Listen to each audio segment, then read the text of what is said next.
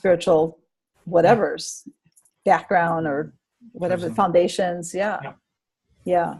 So that's also kind of growing. I feel much braver to talk about such things. Yes, it's interesting. Mm-hmm.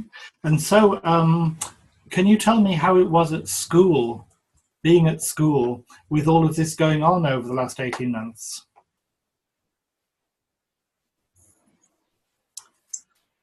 I think that our teachers were very interested.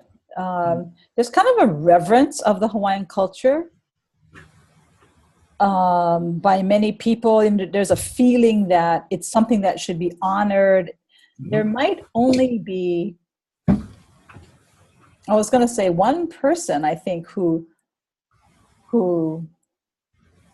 wouldn't acknowledge that. It's sort of a given that Hawaiian culture is sacred and spiritual. You don't knock it around. You may not be an anthroposophist, you may not work at Waldorf, but there's something special about this. So that kind of came with the territory.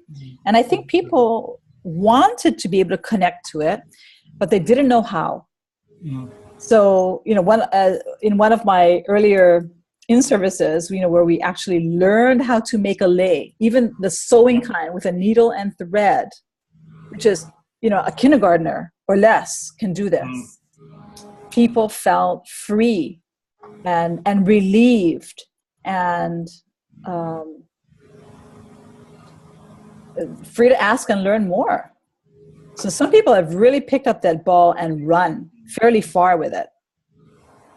Others are kind of hesitant, but this Aloha class is now totally busting it open. Yes. Because they're free to say something like, I was not raised here, I feel uncomfortable, or is it okay for me to participate in this?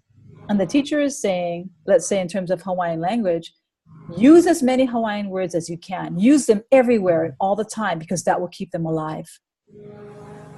So that's a freedom for them. They're being given permission by a Hawaiian person to do this, to make the connection.